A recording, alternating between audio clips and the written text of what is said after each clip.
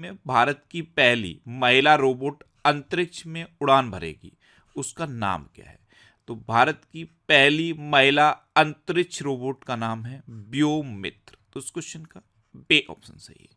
इसरो ने इस महिला अंतरिक्ष रोबोट को तैयार किया है और ये अब अंतरिक्ष में 2024 की तीसरी तिमाही में उड़ान भरेगी। 2024 की तीसरी तिमाही में मानव रहित व्योममित्र मिशन की तैयारी है इसरो की, और ये भारत की पहली महिला रोबोट अंतरिक्ष यात्री है, इसलिए इंपॉर्टेंट है।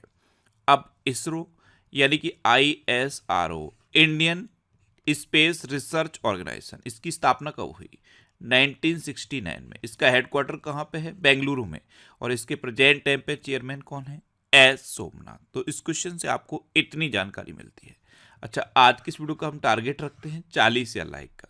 तो अगर ये वीडियो आपको अच्छा लगता है, हेल्पफुल लगता है, तब आप इस वीडियो को लाइक और शेयर जरूर किया करो। और मैं आपको भी बोलता हूँ, डेली मॉर्निंग में उठकर सबसे पहले अपने लिए एक टारगेट फिक्स करो, चाहे छोटा सा ही टारगेट फिक्स करो, लेकिन डेली मॉर्निंग में उठकर सबसे पहले अपने लिए एक टारगेट फिक्स करो और फिर अपना पूरा दिन उस टारगेट को अचीव करने में लगा दो।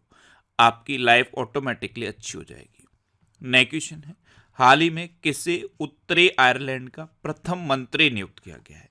तो मिशेल ओनील को उत्तरी आयरलैंड का प्रथम मंत्री नियुक्त किया गया। तो इस क्वेश्चन का सी ऑप्शन सही है। आप इमेज में देखिए, ये है मिशेल ओनील और इन्हीं को उत्तरी आयरलैंड का प्रथम मंत्री नियुक्त किया गया है। नेक्स्ट क्वेश्चन है, हाल ही में डिजिटल वीजा की पेशकश करने वाला पहला यूरोपीय संघ राष्ट्र कौन सा बना है?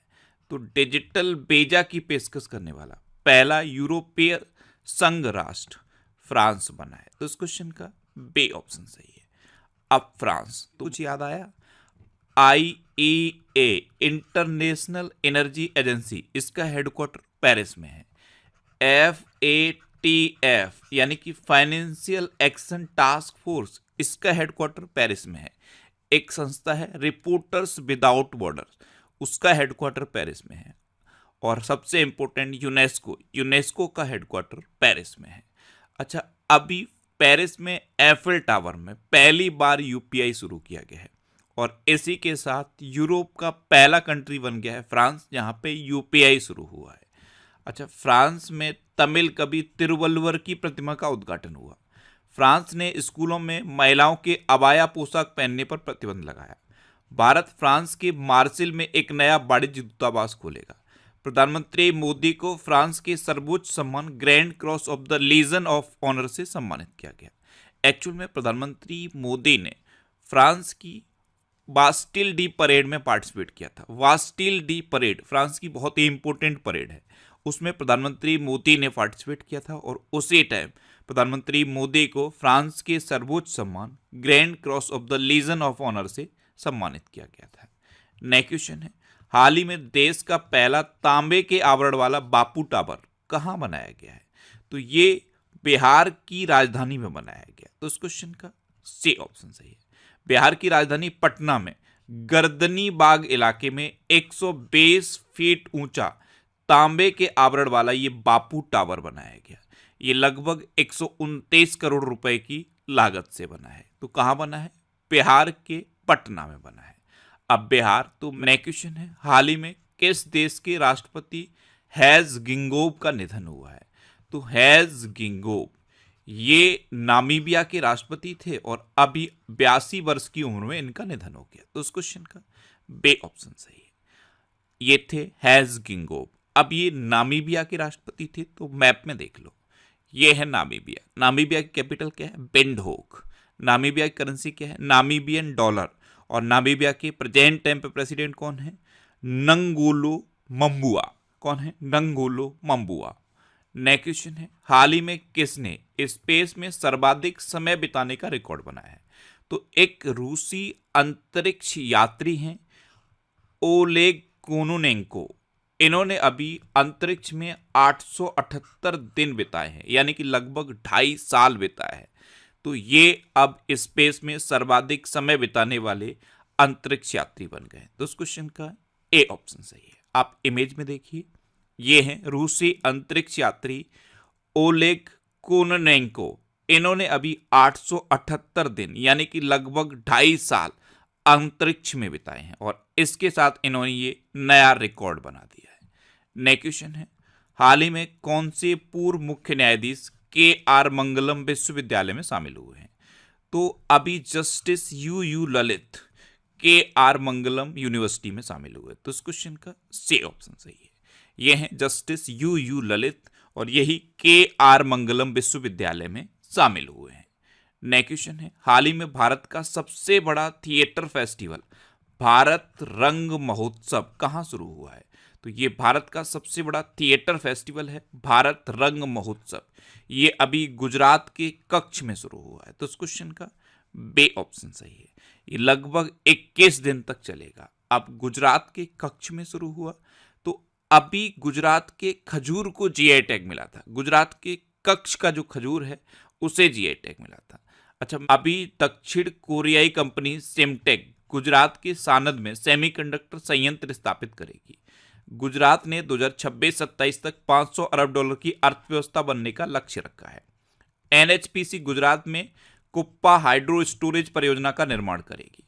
गुजरात ने एक साथ 108 स्थानों पर सामूहिक सूर्य नमस्कार का गिनीज वर्ल्ड रिकॉर्ड हासिल किया है और गुजरात भारत की पेट्रो राजधानी के रूप में उभरा है। अच्छा, गुजरात में गिरी नेशनल पार्क है। ये एशियाटिक लॉयंस के लिए फेमस है। सरदार सरोवर डैम है, नल सरोवर लेक है, थोल लेक है, कंकड़िया लेक है और खिजाड़िया लेक है। इतना आप गुजरात के बारे में याद रखिए। नेक्स्ट क्वेश्चन है, हाल ही में भुवनेश्वर में बारामुंडा आईएसबीटी का नाम किसके नाम पर रखा जाएगा? तो भुवनेश्वर में जो बारामुंडा आईएसबीटी है इसका नाम बदलकर अब डॉक्टर भीमराव अंबेडकर के नाम पर रखा जाएगा। तो इस क्वेश्चन का सी ऑप्शन सही है। आप इमेज में देखिए, यह है उड़ीसा की कैपिटल भुवनेश्वर में बारामुंडा आईएसबीटी। इसका नाम अब बी.आर. अंबेडकर के नाम पर रखा जाएगा। नेक्स्ट क्वेश्चन है, हाल ही में किस देश के वैज्ञानिकों ने साइप्रस के पास जल के नीचे की घाटी एराटोस्थनीज का पता लगाया है? तो इजराइल के वैज्ञानिकों ने पता लगाया। तो इस क्वेश्चन का बे ऑप्शन सही है। अब इजराइल इजराइल ने हमास के खिलाफ जारी लड़ाई को ऑपरेशन आयरन स्वॉर्ड कोड नाम दिया था। इजराइल ने अपने अत्याधुनिक एआई संचालित युद्धक टैंक बराक का अनावरण किया। इजराइल के शोधकर्ताओं ने स्टेम कोशिकाओं से कृत्रिम भ्रूण बनाया और बीएएल ने इजराइल की एरोस्पेस इंडस्ट्रीज के साथ समझौता किया है। अच्छा, इजराइल में एक शहर है तेल अबीब। यहाँ पे एक स्ट्रेट का नाम बदल के गुरुदेव रविंद्रनाथ टैगोर के नाम पर रखा गया है। इजराइल की संसद का नाम अक्सर एग्जाम में पूछा जाता है। इजराइल की संसद का नाम क्या है? Knesset, KNESSET, Knesset. Next question है, हाल ही में ग्रैमी अवार्ड 2024 में बेस्ट ग्लोबल म्यूजिक एल्बम का अवार्ड किसने जीता है? तो ये जीता है दिस मूवमेंट ने। ये एल्बम का नाम है दिस मूवमेंट। इसने अभी ग्रैमी अवार्ड 2024 में बेस्ट ग्लोबल म्यूजिक एल्बम का अवार्ड जीता। तो इस क्वेश्चन का ए ऑप्शन सही है। नेक्स्ट क्वेश्चन है, हाल ही में राजस्थान के नए एडवोकेट जनरल के रूप में किसे नियुक्त किया गया है? तो अभी राजेंद्र प्रसाद को राजस्थान के नए एडवोकेट जनरल के रूप में नियुक्त किया गया। तो इस क्वेश्चन का सी ऑप्शन सही है। अब राजस्थान के एडवोकेट जनरल के रूप में नियुक्त किया गया। अभी स्वास्थ्य सचिव के रूप में अपूर्व चंद्रा को नियुक्त किया गया है। सूचना एवं प्रसारण सचिव के रूप में संजय जाजू को नियुक्त किया गया। जस्टिस रितु बाहरी उत्तराखंड की पहली महिला मुख्य न्यायाधीश नियुक्त हुई हैं। जस्टिस प्रदीप कुमार को झारखंड उच्च न्यायालय में स्थायी न्यायाधीश नियुक्त किया गया है और एनएलसी इंडिया के नए वित्त निदेशक प्रसन्न कुमार आचार्य बने हैं। नेक्स्ट क्वेश्चन है, हाल ही में कौन भारतीय सेना के उप प्रमुख के रूप में भूमिका निभाएंगे? तो ये लेफ्टिनेंट जनरल उपेंद्र द्विवेदी निभाएंगे। तो इस क्वेश्चन का बे ऑप्शन सही है। ये हैं लेफ्टिनेंट जनरल उपेंद्र द्विवेदी और यही भारतीय सेना के उप प्रमुख के रूप में भूमिका निभाएंगे। नेक्स्ट क्वेश्चन है, हाल ही में किसे लाइफ टाइम अचीवमेंट अवार्ड मिला है? तो भारत की प्रतिष्ठित धावक हैं पीटी ऊषा। इनको अभी sports journalist federation of India और दिल्ली स्पोर्ट्स जर्नलिस्ट एसोसिएशन के द्वारा लाइफ टाइम अचीवमेंट अवार्ड से सम्मानित किया गया। तो इस क्वेश्चन का ए ऑप्शन सही है। नेक्स्ट क्वेश्चन है, हाल ही में 2023 में दुनिया का सबसे भीड़ भाड़ वाला शहर कौन सा बना है? तो लंदन 2023 में दुनिया का सबसे भीड़ भाड़ वाला शहर बना। तो इस क्वेश्चन का से ऑप्शन सही है।